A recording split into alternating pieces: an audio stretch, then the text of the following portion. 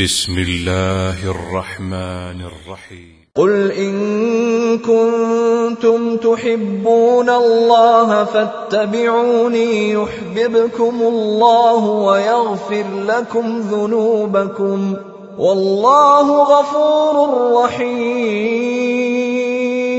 ہمیشہ سنت پر عمل کرنے اور سنت کی دعوت دینے والوں ہی کو سخت آزمایا جاتا ہے، اور سنت کی دعوت اور سنت پر عمل ایک ایسا یہ عمل ہے کہ ساری دنیا ان کے مخالف ہو جائے.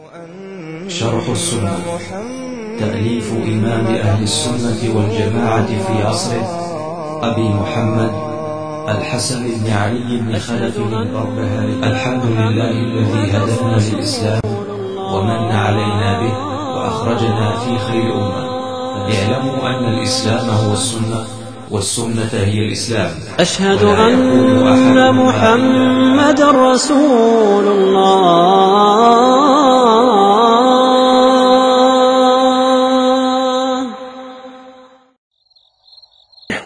بسم الله الرحمن الرحيم. إن الحمد لله نحمده ونستعينه ونستغفره ونعوذ بالله من شرور أنفسنا ومن سيئات أعمالنا. من يهده الله فلا مضل له ومن يضلله فلا هادي له، وأشهد أن لا إله إلا الله وأشهد أن محمدا عبده ورسوله. يا أيها الذين آمنوا اتقوا الله حق تقاته ولا تموتن إلا وأنتم مسلمون. يا أيها الناس اتقوا ربكم الذي خلقكم من نفس واحدة وخلق منها زوجها وبث منهما رجالا كثيرا ونساء واتقوا الله الذي تساءلون به والأرحام إن الله كان عليكم رقيبا.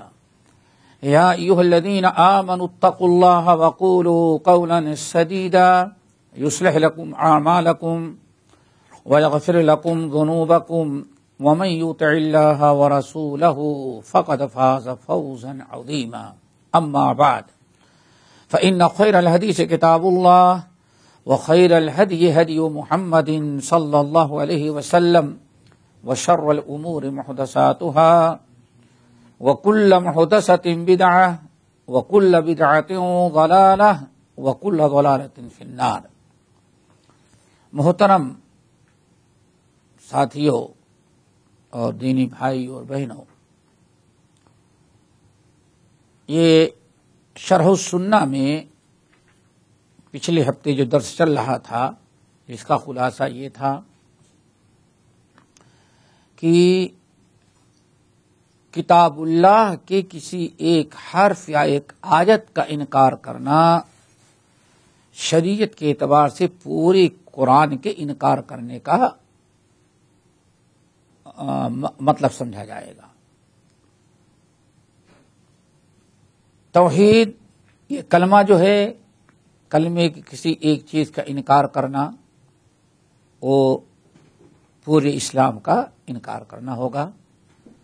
اس سلسلے میں باتیں اور گزری تھی، بات یہاں آ کے رکی تھی کہ یہ ہے کلمہ جو ہے لا الہ الا اللہ محمد رسول اللہ. یہ کلمہ انسان کو اسی وقت فائدہ پہنچائے گا، خصوصاً قبر اور حشر میں، جبکہ انسان اس کلمے کو 8 شرطوں کے ساتھ پڑھتا ہے. اور یہ 8 شرطیں گزر چکی ہیں. یہ 8 شرطیں اللہ جزائے خیر دے ہمارے اکابر کو، بڑوں کو، توحید کے علم برداروں کو، جنہوں نے کتاب و سنت سے یہ 8 شرطیں اکٹھا کی ہیں. بہت گزر چکی ہے. آج جو بحث ہے وہ یہ کہ جس طرح سے قرآن مجید کی کسی ایک آیت کا، ایک حرف کا انکار پورے قرآن کا انکار سمجھا جائے گا، ایسے ہی نبی علیہ السلام کے کسی ایک حدیث کا انکار بھی پوری احادیث کا انکار سمجھا جائے گا. انسان کفر تک پہنچ جائے گا. اور ایک چیز یہ بھی یاد رکھیے گا، بہت سارے اہل علم نے جو عقیدے میں بڑی مہارت رکھتے ہیں توحید و سنت کے جو علمبردار ہیں وہ کہتے ہیں جس طرح سے 8 شرطیں لا الہ الا اللہ کے لیے ہیں، ایسے ہی 8 شرطیں محمد رسول اللہ کے لیے ہیں، محمد رسول اللہ کے لیے بھی ہیں، یعنی کلموں کے دونوں جز کے لیے کیا ہے؟ 8 شرطیں ہیں، سیم وہی شرطیں، صدق ہے، یقین ہے، اخلاص ہے، محبت ہے، رضا ہے، ساری چیزیں بھی۔ اگر کسی انسان کے سامنے اللہ کے نبی علیہ السلام کی حدیث صحیح سند کے ساتھ آ گئی لیکن وہ کہتے ہم نہیں مانتے، ہم نہیں مانتے، بس تو یہ نہیں کہ اس نے صرف ایک حدیث کا انکار کیا۔ اب ایک حدیث کے انکار سے سمجھو کہ پوری احادیث کا انکار کیا اور اس انسان کا ایمان خطرے میں، وہ کفر تک پہنچ جاتا ہے۔ کیوں؟ نبی علیہ السلام کی جتنی احادیث بسند صحیح ثابت ہوں گی ان کے بارے میں یہ 100% یقین کرنا ہوتا ہے کہ یہ بذریعہ وحی ہے۔ وما ينطق عن الهوى ان هو الا وحی یوحی، یہ وحی ہے۔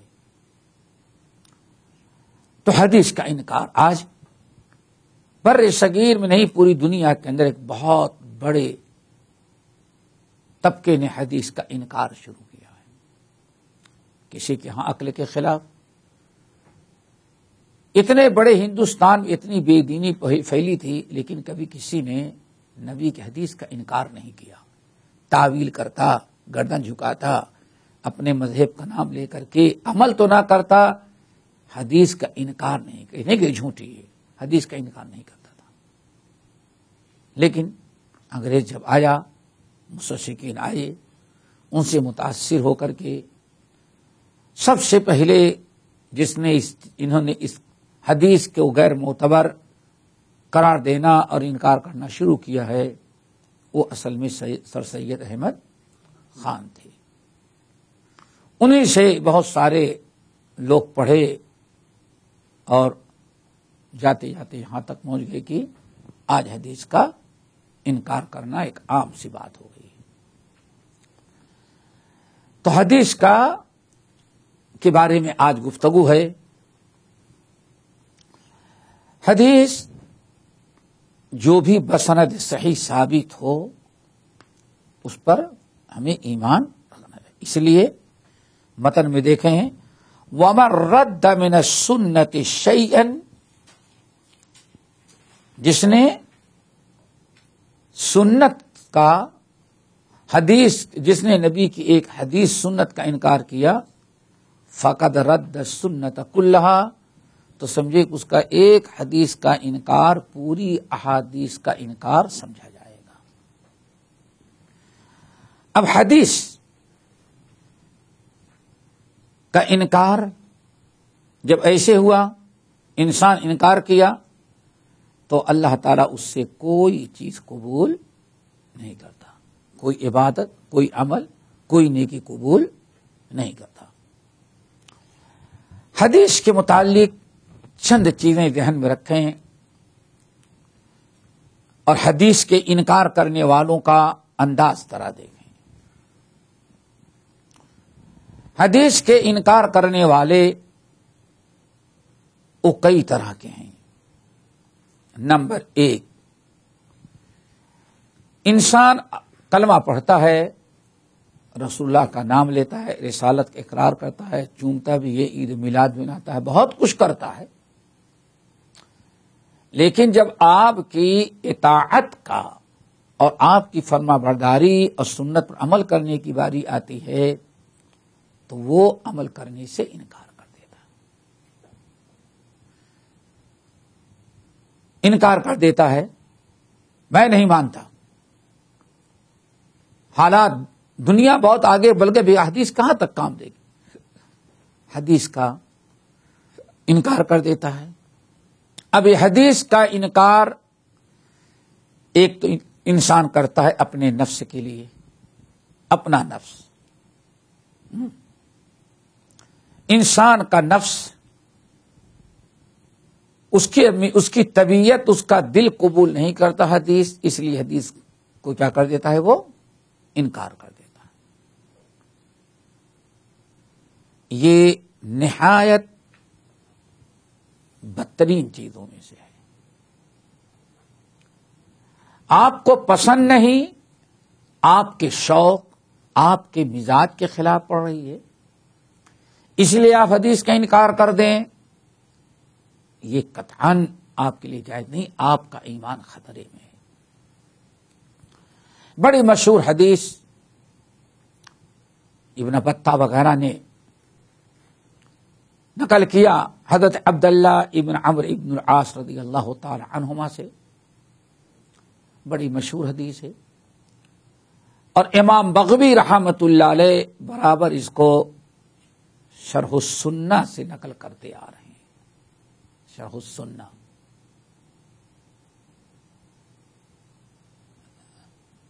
امام بغوی کے شرح السنہ.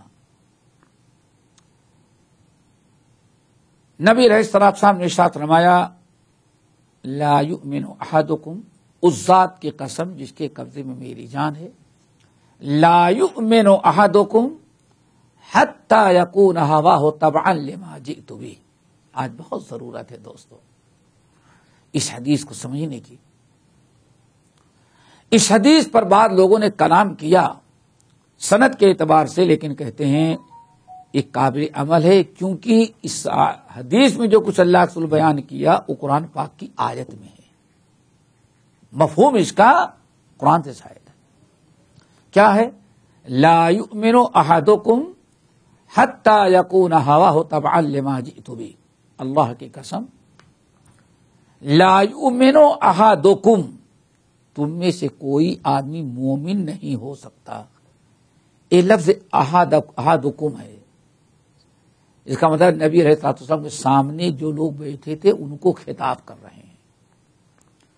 تم کہنے کا مطلب، کم کا مطلب ہے کہ سامنے موجود ہو، مخاطب کا.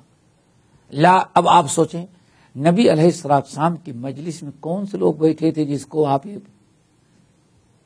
یہ وصول، اور نبی علیہ الصلوۃ والسلام یہ حکم جو دے رہے تھے، فیصلہ سنا رہے تھے، آپ کے سامنے بیٹھنے والے کون تھے، آپ کے مخاطب کون تھے؟ تب بات سنیے. صحابہ کرام رضوان اللہ علیہم اجمعین تھے. ٹھیک ہے نا، صحابہ تھے، صحابہ کرام تھے. صحابہ کو خطاب کرتے ہوئے فرمایا، صحابہ میں کوئی کمی، نیکی کوئی کمی تھی؟ نہ عقیدے میں خلل، نہ عمل میں کوئی فساد، اخلاص اعلی درجے کا. پھر بھی آپ نے وصول سنا دیا، لا یؤمن احدکم حتی یکون ہواہ تبعا لما جئت بہ. اے لوگو میرے امتیوں، تم میں سے کوئی آدمی مومن اس وقت تک نہیں بن سکتا جب تک کہ اپنی خواہش، اپنی پسند، اپنی پسند میرے لائی ہوئی شریعت کے تابع نہ کر دے. سوچو آج ایک مثال دیں تو بات سمجھ میں آ جائے گی. ابھی جو آج سب کو معلوم ہے، سب کو تجربہ ہوگا. یہ اب آپ بتائیں، آج ایک نعوذ باللہ من ذالک، آج ایک مسلمان لڑکی مثال کے طور پر کالجوں میں پڑھتے ہوئے دنیا بھر کی منکرات برائیاں عام ہیں، ایک مثال دے رہے ہیں. آپ بتائیں وہ کبھی کسی غیر مسلم عیسائی لڑکے سے شادی کرنا چاہتے ہیں، مثال موجود ہے نا اسے، گرچہ زیادہ نہیں کم ہے الحمدللہ، لیکن ایسے ایسے ملتے ہیں. اللہ کا فضل ہے کہ آج جتنی مسلمان غیر مسلم لڑکیاں اسلام قبول کر کے مسلمانوں سے شادی کرتی ہیں، اس کے مقابلے میں دنیا تو چاہتی ویسے ودوا لو تکفرون کما کفروا، لیکن اس کے مقابلے میں 1% کہیں کوئی ایسی بدبخت مسلمان اور لڑکی نکلتی ہے. کیا خیال ہے آپ لوگوں کا؟ 1% کہیں آج ذرا سوچیں، دنیا میں چائنا کس قدر مسلمانوں پر، لیکن دنیا میں سب سے زیادہ مرد عورت اگر مسلمان ہوتے ہیں کیا تھوک کے تھوک جس کو کہتے ہیں ہول سیل میں، تو کون ہوتا ہے؟ وہ چائنیز ہوتے ہیں، یہی ہے نا۔ اس کے بعد آپ ذرا دیکھیں گے فلپین، دھڑا دھڑ گروہ کے گروہ، ایک خلیجی ممالک کی برکت جو ہوا راستہ۔ آج دنیا میں سب سے زیادہ تعصب آپ کے ملک میں، اتنا سب کچھ ہونے کے باوجود بھی نہ ہندو مسلمان ہونے سے بعد آ رہا ہے، نہ ہندو لڑکیاں مسلمان ہو کر مسلمان لڑکوں تو شادی کرنے سے پیچھے ہٹ رہی ہے۔ کیا خیال ہے؟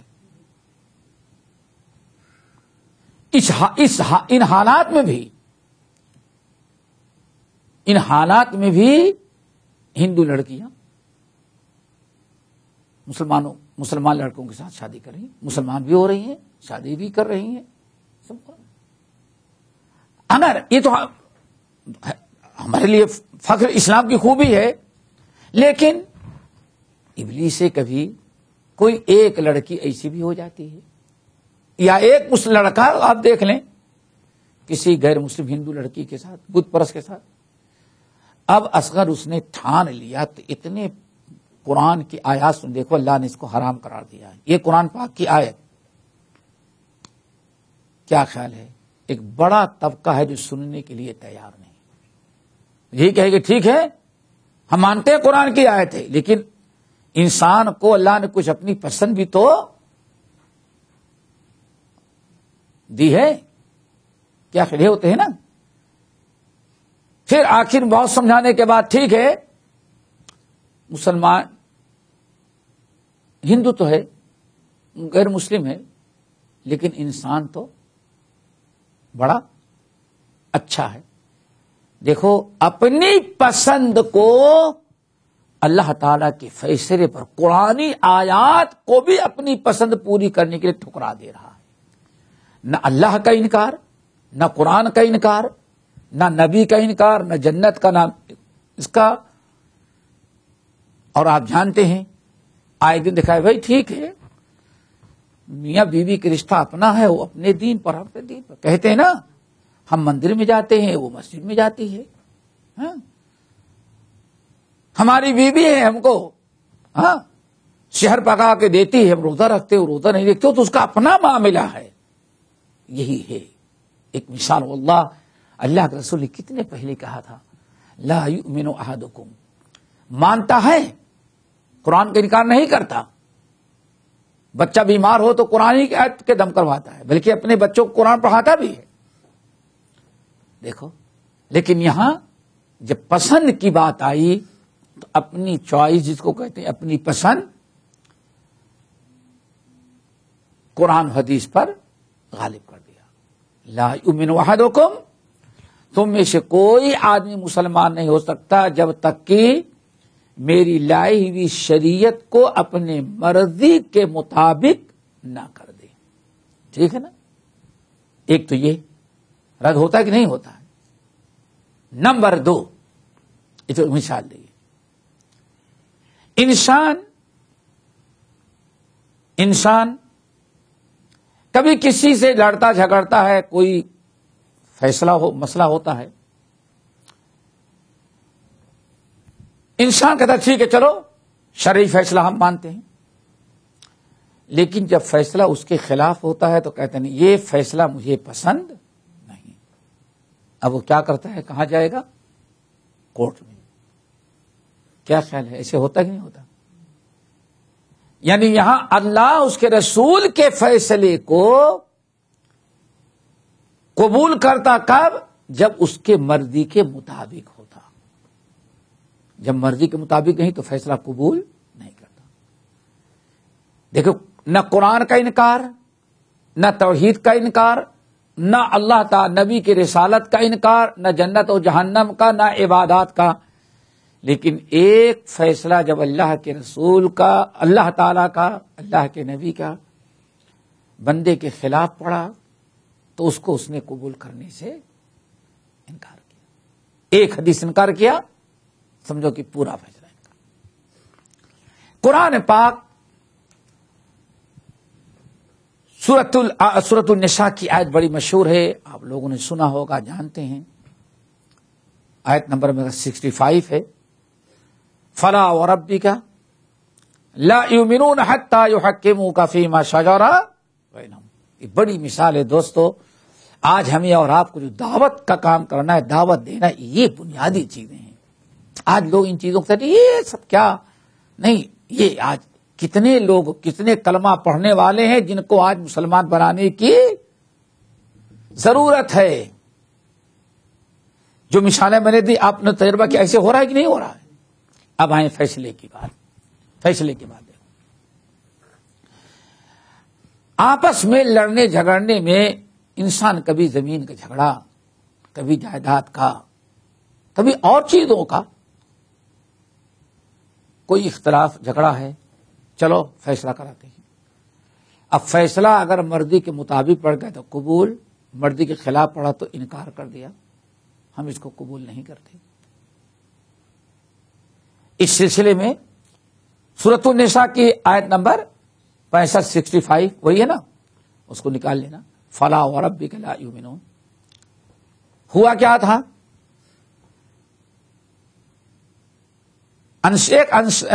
دو صحابی تھے جن کا پانی، کھیت میں پانی ڈالنے آب پاشی میں اختلاف ہو گیا. آب پاشی سمجھتے ہیں نا، پانی ڈالنے. ایک تھے زبیر ابن العوام اور ایک دوسرے اور تھے. دونوں کو پانی لے جانا ہے، اپنے کھیت میں ڈالنا ہے، اور دونوں کی فصل کی ضرورت ہے پانی کی. کھیتی والے تو ہے نہیں، ورنہ سمجھتے کہ جیسے آدمی کو وقت پر پانی کی ضرورت ہے، ایسے ہی فصل کو بھی وقت پر پانی، اگر پانی نہ ملا تو پوری سال بھر کے لیے انسان کا خسارہ. پانی کی ضرورت تھی. حضرت زبیر ابن العوام کا مکان کا گھر، کھیت اوپر تھا اور بازو والے کا نیچے. دیکھتے ہوں گے تمہارے یہاں بہت ہوتا ہے، اوپر سے نیچے تک. ہم لوگ اتنا ہمارا زمین تو نہیں ہے، ان کے یہاں تو 1 بیگھا ایسا ہے تو دوسرا بیگھا اس کے بعد، تیسرا بیگھا اس کے بعد، اس طرح سے اسے لگے رہتا ہے. وہ سیڑھیوں نما کھیتی ایسے ہوتی ہے. جتنے پہاڑی علاقے ہیں ایسے ہوتی ہے. تو اوپر والے کا پانی سب کہاں چلا جاتا ہے؟ نیچے والا بڑا مزے میں رہتا ہے، مزے میں رہتا ہے. کبھی بارش میں تمہارا پانی زیادہ ہوا، بڑے ٹوٹ گئی، تمہارے کھیت میں جتنا کھاد، جتنے ڈالے تھے سب کہاں گئی؟ اور نیچے والا مزے میں. تو زبیر ابن العوام کی زمین اوپر تھی کھیتی، اور دوسری کے نیچے تھی. دونوں کے پانی کے آنے کا راستہ ایک تھا. کنویں کا پانی لانے کے لیے آج تو پائپ بچھا دیتے ہیں، پہلے نالی بنی رہتی تھی. اس نالی سے پانی آتا تو ایک بڑی نالی ہوتی، ہر کھیت والا اپنے اپنے کھیت وہاں سے لے لیتا تھا. تو نالی کا پانی آتا تو پہلے زبیر بن العوام کی کھیتی، پھر اس کے بعد دوسرے کی کھیتی. زبیر بن العوام نے کہا پہلے میں پانی لوں گا، میرا حق ہے. دوسرے صحابی نے کہا نہیں میں لوں گا. دونوں میں اختلاف ہوا. کہا چلو اللہ کے رسول کے پاس فیصلہ کراتے ہیں. یہی ہوتا ہے کہ ایمان انسان کا. آج واللہ کلمہ پڑھنے والے ملا میاں مسلمانوں کو ذرا دیکھیں، آج یہ کسوٹی پر کسا جائے تو کتنے لوگ دور ہو جاتے ہیں. ہمیں یاد ہے درویش مسجد میں درس دیا میں نے، اور باہر نکلا ایک خاتون کا ٹیلی فون آیا، شیخ صاحب ہاں میرا ہسبینڈ آپ کے درس میں جاتا ہے نا. میں نے کہا کہ میں نہیں پہچانتا کہ کون تمہارا ہسبینڈ ہے. بہت لوگ آتے ہیں، آتا ہوگا تمہارے، لیکن مجھے نہیں، بیٹے میں نہیں معلوم کون ہے. نہیں ہمیں شکایت. میں نے کہا کیا؟ کہا اس نے داڑھی رکھ لیا ہے. کیا رکھ لیا ہے؟ داڑھی رکھ لیا ہے. میں نے کہا بیٹے تو بڑی خوشی کی بات ہے، تمہیں اللہ کا شکر ادا کرنے سنت عمل کرنا. سنت ہوگی لیکن میری اجازت کے بغیر میری بھی تو کچھ پسند ہے. کیا ساری پسند نبی کی چلے گی، ہماری کوئی پسند نہیں چلے گی؟ دیکھو یہ ہے. ہاں ایک ڈھونڈتے ہیں ہزار ملنے والی بات ہے. اس لیے اس موضوع کو ذرا اچھی طرح سے سمجھیں. اتنا ہی ہوا, اللہ کے رسول نے فیصلہ کیا, کہا یا زبیر اس کے حدیقت, زبیر پہلے تم پانی لے لینا لیکن بھرنا نہیں, جب جڑوں میں پانی پہنچ جائے تو پانی ان کو دے دینا, بچے گا تو بعد میں تم بھر لینا. حالانکہ سمجھتے ہیں پانی کہاں تک بھرا, جب تک پوری فل نہ ہو جائے مڈیر تب تک پانی بھرا جاتا ہے. حق تھا ان کا. اللہ کے رسول نے فرمایا کہ تم لے لو, جڑوں میں پانی پہنچ جائے, بھرنا نہیں. کس کو پانی دے دینا؟ پڑوسی کو. ان سے پانی بچے گا, تم اپنا پورا بھر لینا. فیصلہ اتنا سنتے ہی دوسرے نے کہا ہاں, اور کان ابن عمتے کا, یا رسول اللہ آپ نے فیصلہ اس لیے کیا کہ وہ آپ کا پھوپھی زاد بھائی تھا, رشتہ داری کا لحاظ کیا, ورنہ حق تو ہمارا بنتا ہے. دیکھا کیا کہیں گے, علم نہیں رہا ہوگا, یہ کہہ دیا. اللہ رسول فرمایا زبیر جاؤ پانی تم لے لو, اور خوب پانی بھر پورا, پھر بعد میں اس کو دینا. کہتے ہیں ابھی مجلس برخاست نہیں ہوئی تھی, مدعی مدعا علیہ وہی کھڑے ہوئے, اتنے میں جبرائیل امین اللہ کے رسول کے اوپر یہ آیت لے کے آ گئے.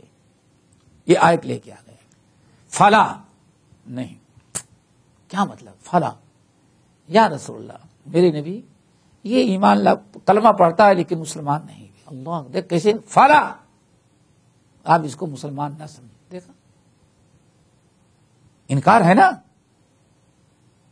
فلا وربک, آپ کے رب کی قسم کھاتا ہوں, اللہ تعالیٰ قسم اپنے ذات کی, لا یؤمنون, جتنے کلمہ پڑھنے والے مسلمان آپ کے ہیں صحابی, ان کلمہ پڑھنے والے مسلمانوں میں کوئی آدمی مومن اس وقت تک نہیں بنتا جب تک کہ اپنے جھگڑے میں آپ کو اپنا حکم اور جج تسلیم نہ کر لے, اور تسلیم کر لینے کے بعد بھی مسلمان نہیں ہو سکتا جب تک کہ آپ کا فیصلہ قبول نہ کر لیں. اگر کسی نے فیصلہ قبول بھی کر لیا اور آپ کو جج بھی تسلیم کر لیا, لیکن ثم لا یجدوا فی انفسہم حرجا, لیکن پھر بھی اس کے دل میں تھوڑا سا کھٹکا ہے کہ فیصلہ تو ہوا لیکن صحیح فیصلہ نہیں ہوا. تین چیزیں ہیں, جج بنائے, آپ کا فیصلہ قبول کرے, اور فیصلہ قبول کرنے کے بعد 100% یقین رکھے کہ نہیں فیصلہ اللہ کے نبی نے بالکل انصاف کے ساتھ کیا. اگر تھوڑا سا شک آ گیا نہیں فیصلہ تو ایسے ہوتا زیادہ بہتر, اللہ فرمایا ان کو مومن, یہ مومن نہیں ہو سکتا. دیکھا آپ نے آج اس کسوٹی پر کسیں کتنے لوگ. اسی حدیث کو جو رد کرتے ہیں, رد کرنے کی ایک بڑی شکل قرآن نے بیان کیا ہے. قرآن نے سورۃ المائدہ کی آیت نمبر 70, آیت نمبر 70 سورۃ المائدہ کی آیت 70 کہتے ہیں نا, 70. اللہ اکبر. کلما جاءہم رسول بما لا تہوی انفسہم فریقا کذبوا وفریقا یقتلون. اللہ اکبر. کلما جاءہم رسول بما لا تہوی انفسہم,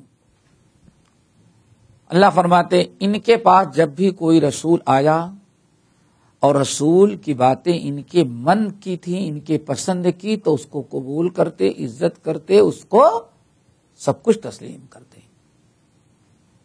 دیکھو رسول کا انکار نہیں کیا. ان کے ہاں رسول کے ماننے اور نہ ماننے کا معیار انہوں نے اپنا بنا رکھا تھا. یہی سمجھو دوستو آج, اور پھر آپ سمجھیں کہ آج ہماری اور آپ کی ذمہ داری کیا ہے. کس قدر بدعقیدگی اور کلمہ پڑھنے والوں کی اصلاح, جو مسلمان ہیں ان کی اصلاح کی کتنی ضرورت ہے. آج پوری دنیا بس اتنے کرسچن ہندو کو مسلمان بناؤ, ٹھیک ہے بہت اچھی چیز ہے، ان کو بھی دعوت دو، لیکن اپنے گھر میں جو آگ لگی ہے پہلے اس کو بجھا لو، پھر دوسرے کے گھر کی خبر کرو۔ اپنا مسلمان بھائی کلمہ پڑھ کر کے تمہارے رشتے ناطے میں رہ کر کے وہ انسان جہنم میں جا رہا ہے، تو یہود و نصارہ اور کافروں کو مسلمان بنانے سے پہلے ضرورت کس کی ہے؟ اس بگڑے ہوئے مسلمانوں کے وذکر فإن الذکری تنفع المؤمنین۔ عبس وتولی ان جاءہ الاعمی وما یدریک لعلہ یزکی۔ دوستو ذرا یہ چیزیں اچھی طرح سے سمجھیں۔ رسول پر ایمان لانے کا معیار کیا ہے؟ اللہ کے رسول ہیں، اب ہمیں اپنے آپ کو رسول کے اور اسلام کے حوالے کر دینا، اب اپنا کچھ نہیں چلانا ہے۔ ہماری پسند، ہماری دوستی، ہماری الفت، ہمارے تعلقات، ساری چیزوں کا بنیاد اب کیا سمجھی جائے؟ کتاب اللہ سنت رسول، یا رسول جو شریعت لے کے آئے ہیں اس کے مطابق۔ اللہ نے فرمایا لیکن ان لوگوں نے کیا بنا رکھا تھا رسول پر ایمان لانے کے معیار؟ کلما جاءہم رسول، ان کے پاس اگر رسول آئے ایسی شریعت لے کر کے، ایسی باتیں لے کر کے جو ان کو من کی تھی، ان کے مزاج کے مطابق تھی، پسند تھی، تو قبول کر لیا۔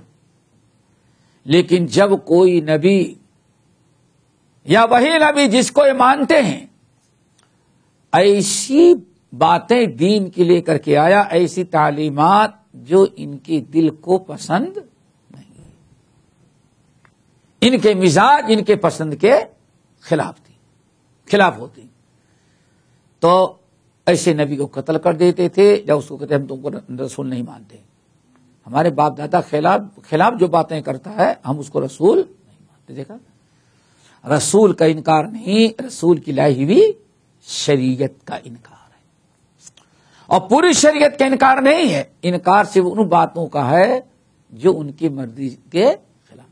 افتؤمنون ببعض الکتاب وتکفرون ببعض۔ آگئی بات سمجھ میں؟ یہ 3 شکلیں ہو گئی، چوتھی شکل، اب بات آ گئی تو یہ عقیدے کی بات ہے۔ چوتھی شکل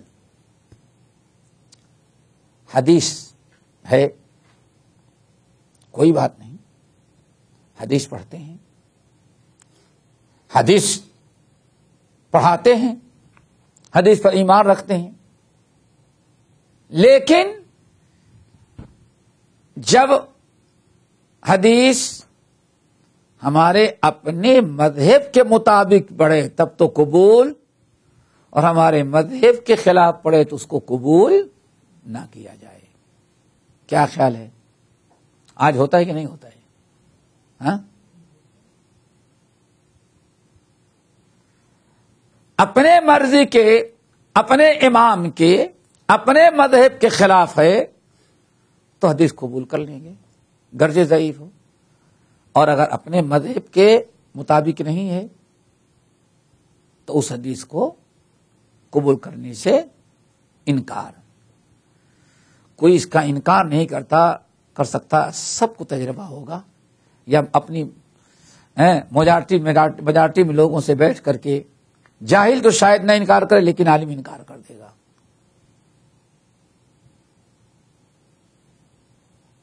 اور انکار کرنے کے لیے کیسے کیسے طریقے، صرف ایک واقعہ بتاتا ہوں۔ امام ابن العربی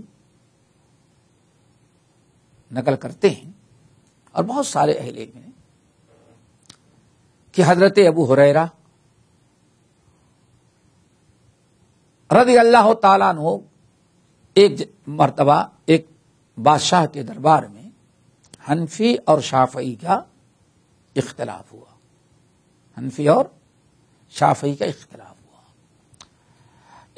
ہوا حدیث مسرات پر۔ حدیث مسرات یہ بڑی مشہور حدیث ہے، اس کا مطلب یہ ہوتا ہے کہ جو لوگ ہیں، آپ لوگ جانتے ہیں ہاں تم بھی جانتے ہوگے، بس اس میں ایک ہی نہیں جانتا ہوگا، پھر سب جانتے ہوں گے، بس یہ نہیں جانتا ہوگا، سمجھ گئے نا، باقی سب جانتے ہوں گے۔ آپ اپنی گائے اپنی بھینس بیچنا چاہتے ہیں اور دودھ دیتی ہے، تو بھینس یا گائے جتنا زیادہ دودھ دیتی ہے اتنی اس کی قیمت ہوتی ہے۔ تو آپ کی بھینس ہے، ہم گئے خریدنے کے لیے، سب کچھ دیکھ رہے، دودھ کتنا دیتی ہے؟ دیتی ہے 4 لیٹر، بتایا کہ بھائی 5 لیٹر دودھ دیتی ہے یہ۔ ہم نے کہا ٹھیک کوئی بات نہیں، ہم کل آ کر کے کتنے بجے دودھ نکالتے ہیں؟ کہا بس 5 بجے ہم دودھ نکال لیتے ہیں۔ 5 بجے صبح پہنچے، تو انہوں نے کیا کیا تھا؟ انہوں نے رات کو بھینس کا دودھ نکالا ہی نہیں سمجھے؟ صبح آنا تھا نا، رات کو دودھ نہیں نکالے۔ اب رات کا بھی دودھ ہے، دن بھر کا، رات بھر 24 گھنٹے کا دودھ ہوگا نا، 24 گھنٹے کے بعد ہمارے سامنے آئیے کھڑے ہم نکالتے ہیں۔ اب چلے جا رہے 4 لیٹر دودھ کے بجائے 6 لیٹر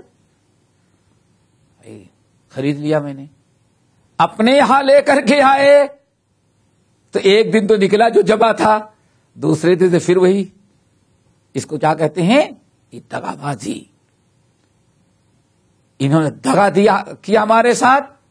اللہ کے رسول نے فرمایا کہ بھینس واپس کرو، بھینس واپس کرو، سمجھ گئے نا؟ ہاں اس کے ساتھ تھوڑا سا، چونکہ دودھ اس کا استعمال کیا، تم نے دودھ استعمال کیا نا، اس لیے تھوڑا سا کچھ کھجور مقرر ہے، تفصیل اس کی دے دو۔ یہ حدیث جمہور اہل علم اس کو کہتے ہیں حدیث مسرات، سمجھ گئے نا؟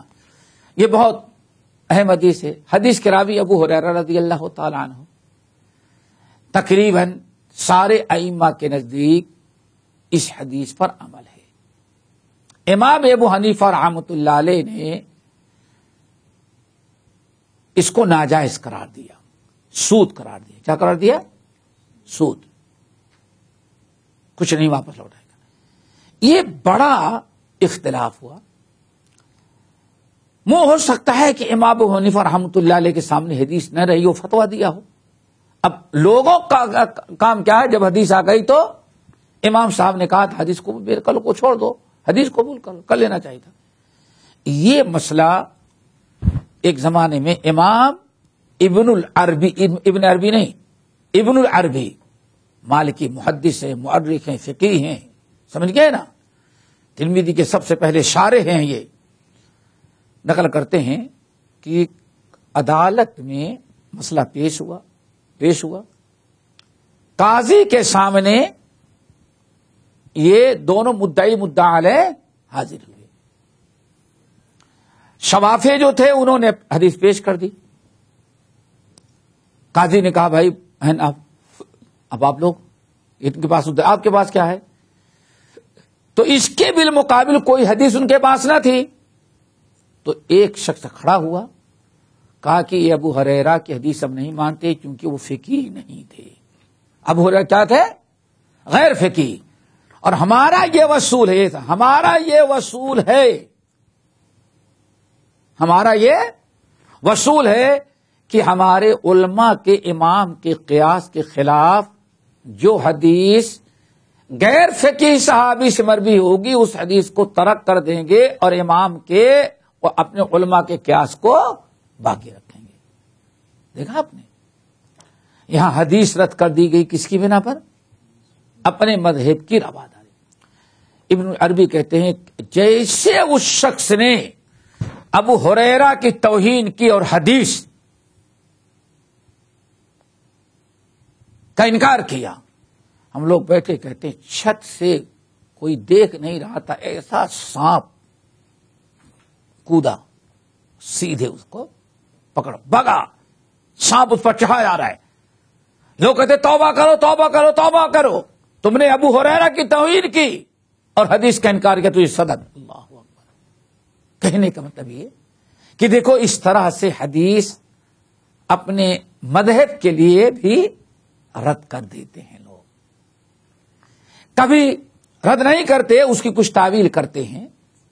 ہو سکتا ہے کسی الفاظ میں کوئی تعویل یا اس کے مقابلے میں ان کے پاس کوئی حدیث ہو تو وہاں ایک عذر ہے کہا جا سکتا ہے، لیکن صراحتاً اس طرح سے انکار کر دینا یہ بہت بڑا کیا ہے؟ یہی بتا رہے ہیں کہ ایک حدیث کا انکار سمجھو ساری حدیث کا انکار ہے۔ 4 ہو گئے۔ نمبر 5، آدمی اپنے کچھ وصول بنا رکھے۔ کیا وصول بنا رکھتا ہے کہ ہمارے جو وصول ہیں اس وصول کے خلاف جو حدیث ملے گی ہم نہیں قبول کریں گے۔ بہت سارے وصول پرانے ہیں، ابھی ایک نئے وصول میں سے ایک عجیب سا وصول ہے جس میں بہت سارے لوگ مبتلا ہوئے۔ اللہ تعالیٰ کیا بتائیں، نام لیتے ہوئے بے سا عجیب سا لگتا ہے۔ بہت سارے لوگ، اور سب سے زیادہ اس کی پاسبانی ابو العلا مودودی صاحب نے کی، اور ایک ٹیم ایسی تیار ہو گئی انڈیا کے اندر۔ کیا ہے؟ حدیث یعنی درایت۔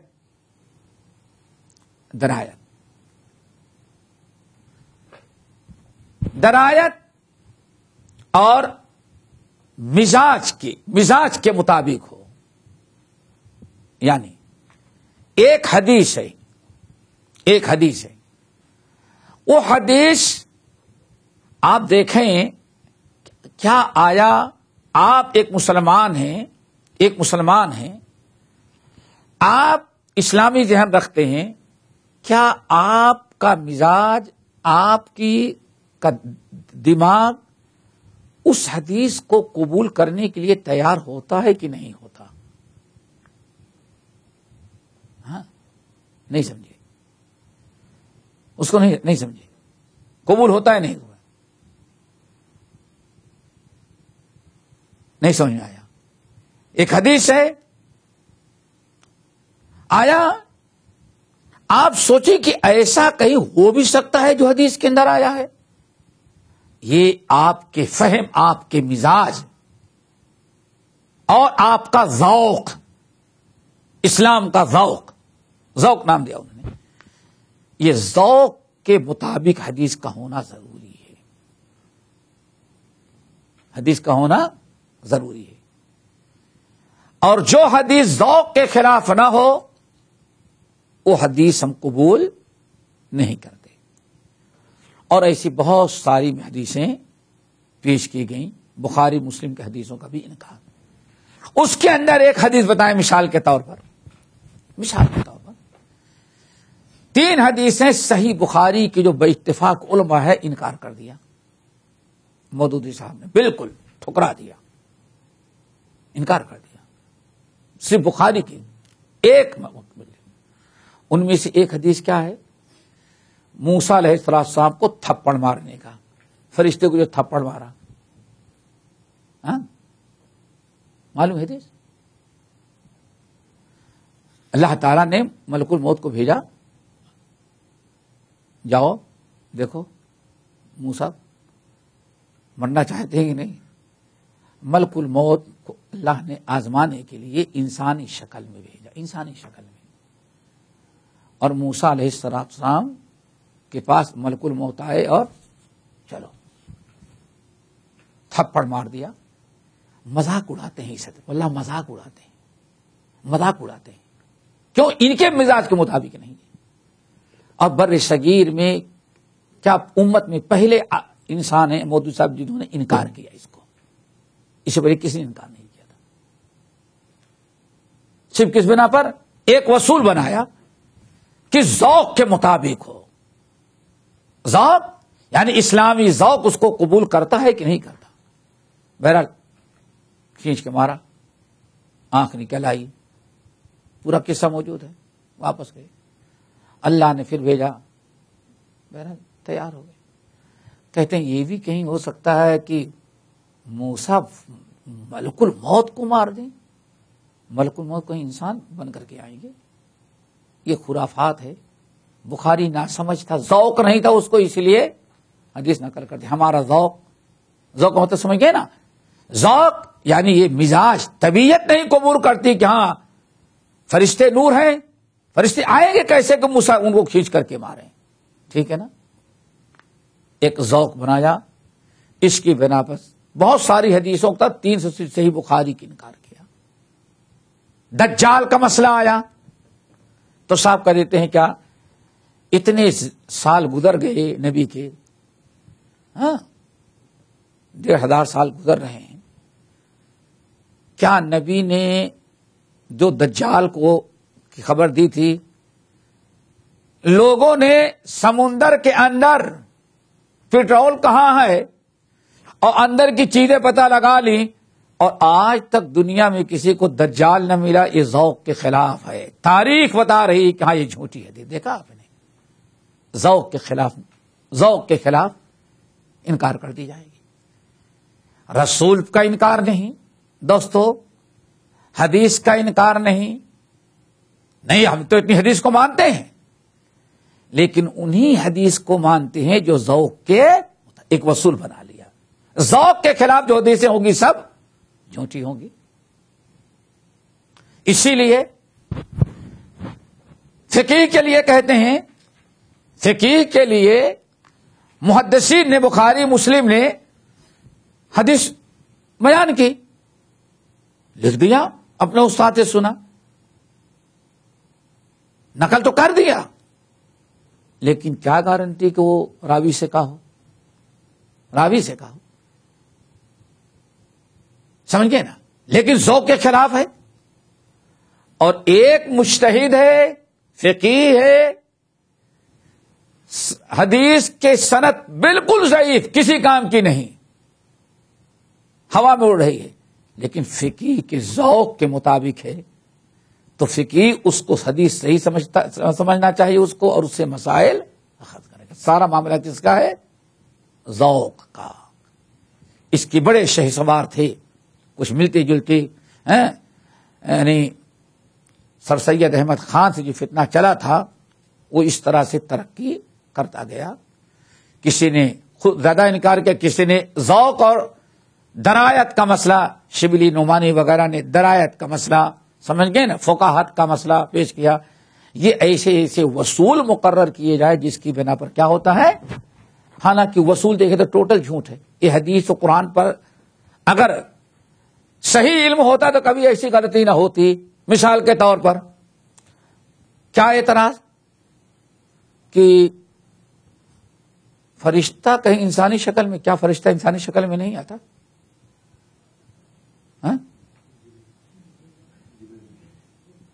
ارے بھائی جبرائیل امین تو آتے ہی تھے، تو قرآن حدیث سے معلوم ہے نا، جبرائیل امین آتے تھے. اللہ تعالی جب چاہے فرشتے کو اس شکل میں حکم جائے. جنگ بدر میں کتنے آئے تھے لڑنے کے لیے؟ 300، یہ 1000 فرشتوں کے ذریعے اللہ نے مدد کی نا. اور ابراہیم علیہ السلام کو بشارت دینے کے لیے آئے. حضرت مریم تو نبی بھی نہیں تھی، ان کے پاس آئے تھے کہ نہیں؟ بشرن سویہ. یہ لوگوں کو بے دین بنانے کی نیتوں میں فطور کی دلیل ہے کہ نیت خراب تھی. اگر نیت درست ہوتی تو اتنی بشرن رسولہ دیکھا نہیں ہو کیا؟ حضرت مریم کے پاس آئے تھے نا، فتمثل لها بشرا سویا قالت انی اعوذ بالرحمن منک ان کنت تقیا. بات بھی کر رہے ہیں. موسیٰ تو نبی تھے، کلیم اللہ تھے، یہاں تو حضرت مریم کے پاس. پھر آپ ذرا بتائیں، حضرت ابراہیم علیہ السلام کی بیوی کیا سارا سے گفتگو نہیں ہوئی فرشتوں کی؟ فبما تبشرون. سورۃ ذاریات دیکھو، فرشتوں کا آنا. اب جب فرشتے کے شکل میں آیا، آزمانے کے لیے اللہ نے بھیجا ہی تھا، اور آپ کے گھر میں آ کر کے سیدھے گلا دبا کے جان نکالنے لگے، تب کیا کریں گے آپ؟ مرحبا کہیں گے؟ تھپڑ رسید کریں گے.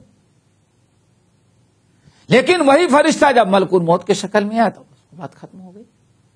تو پتہ نہیں وہ کون ذوق نہیں ہے، بلکہ انکار حدیث کا ہوتا ہے شوق ہو، ایک نئی تحقیق پیش کرنے کا شوق ہوگا. تو یہ سارے وصول جو بنائے گئے ہیں اس سے کیا ہوتا؟ انکار حدیث. چلو اور ذرا دیکھو، اللہ اکبر، کتنے ہو گئے؟ نمبر 6. دوستو ہم یہ باتیں نہیں کرنا کہ ہم تو باب ختم کرنا چاہتے، لیکن نہیں معلوم کہ اتنی بات لمبی ہو جائے گی. چھٹا وصول، آئیں ذرا دیکھیں. اللہ یہ جتنی باتیں بتانے سب مسلمانوں کے ہیں، اس میں یہودی عیسائی کا کوئی دخل نہیں. سب کس کا تک معاملہ ہے؟ کلمہ پڑھنے والوں کا.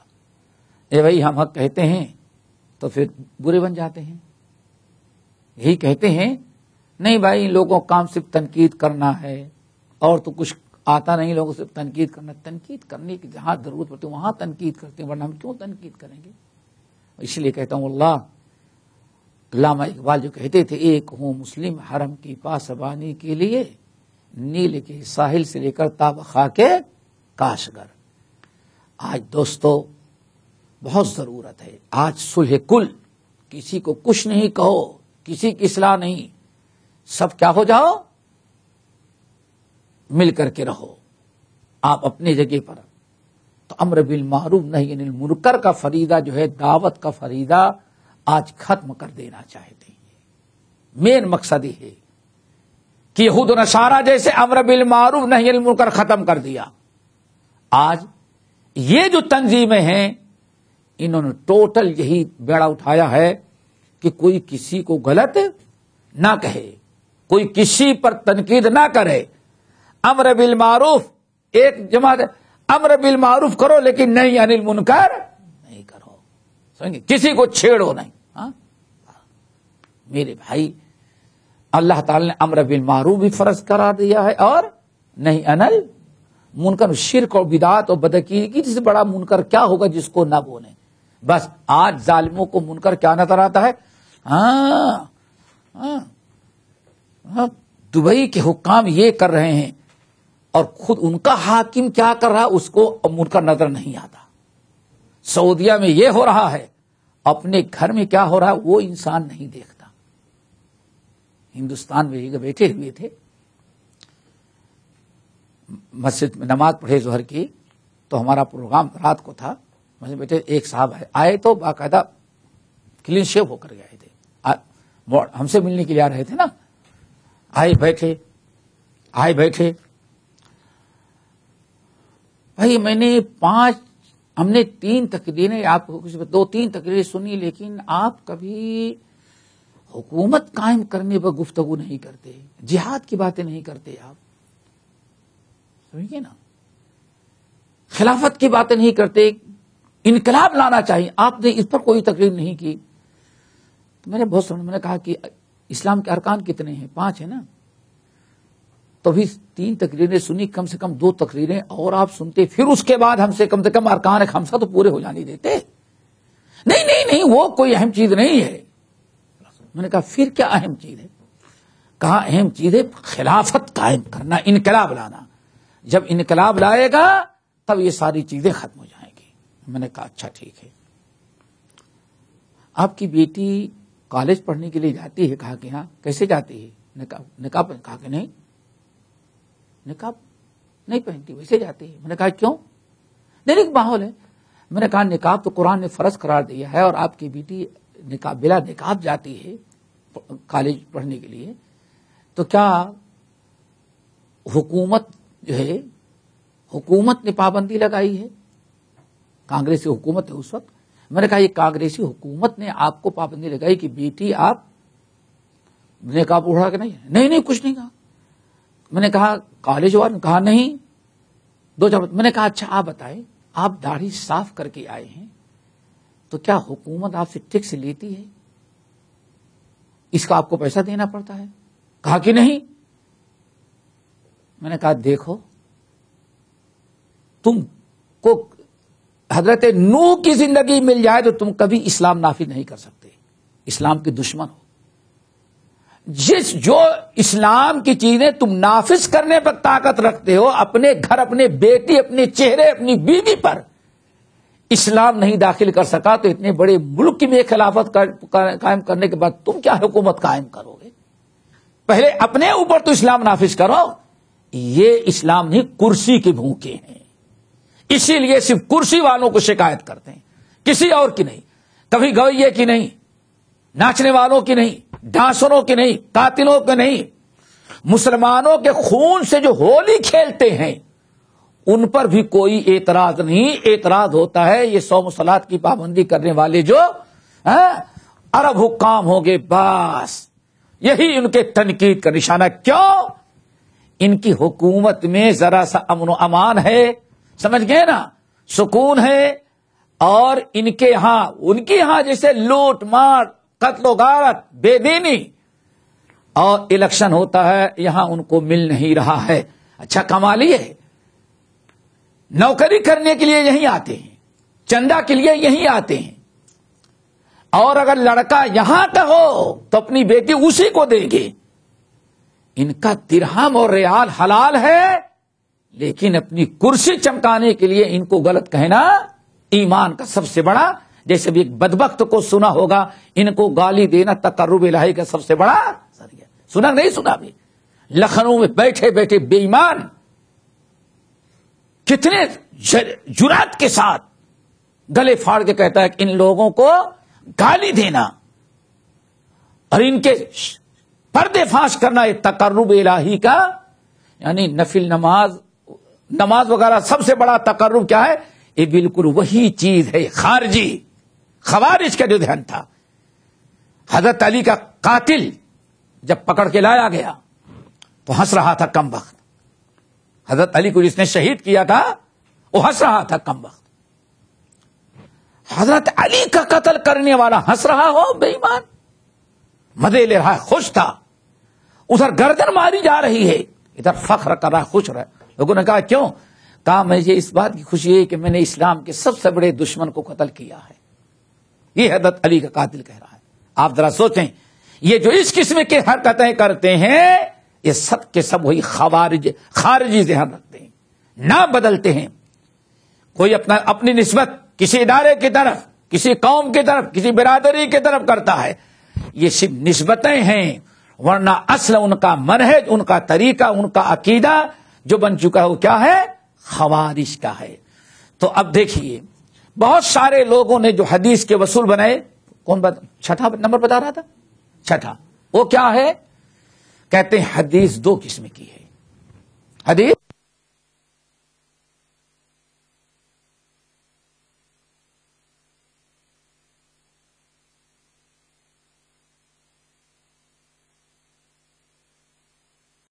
چلو اب دیکھو حدیث کئی قسم کی ہے، جس میں ایک ہے حدیث خبر واحد، خبر مشہور، خبر متواتر. ادھر سمجھو، حدیث کے رد کرنے کا یعنی ہم نہیں قبول کریں گے، جھٹلانا نہیں، یہ نہیں جھٹلاتے نہیں، یہ ترک کی بات ہو رہی ہے.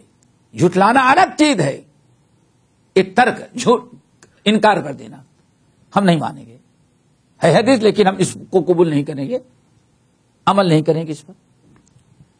کہتے ہیں ایک ہے احکام مسائل اور ایک ہے عقائد. عقائد اور کیا؟ عقائد اور احکام. احکام صوم، صلاۃ، سمجھ گئے نا، زکوٰۃ، حج، یہ سب. اور ایک ہے عقائد. عقیدے میں خبر واحد قابل قبول نہیں ہے، کیونکہ پتہ نہیں ایک ہی صحابی نے بیان کیا، صحابی نے سنا اچھی طرح سے یا نہیں سنا، ہو سکتا ہے کچھ مسٹیک رہ گئی ہو. تو عقیدے کو ثابت کرنے کے لیے خبر واحد ہم قبول نہیں کریں گے، بلکہ علم کلام، منطق، فلسفہ، یہ ساری چیزیں قبول کر لی جائیں گی، لیکن عقائد میں قابل قبول نہیں ہے. نہیں سمجھے؟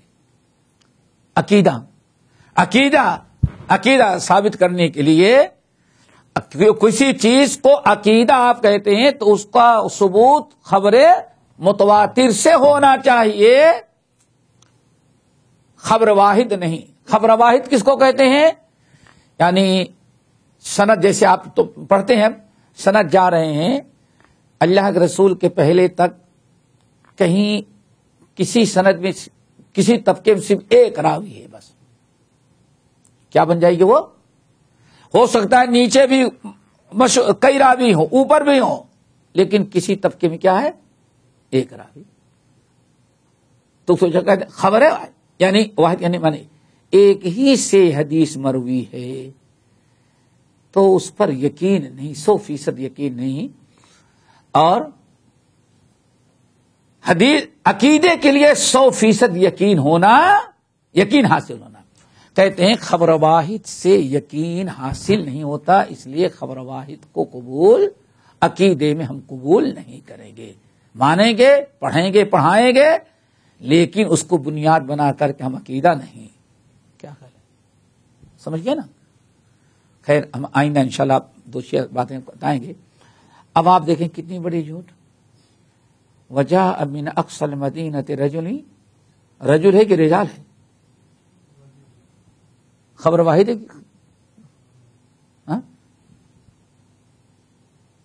نہیں سمجھے؟ ارے پورے گاؤں وجاء من اقصى المدینۃ رجل یسعى قال یا قوم اتبعوا المرسلین. ایک آیا تھا کہ 1000 آئے تھے.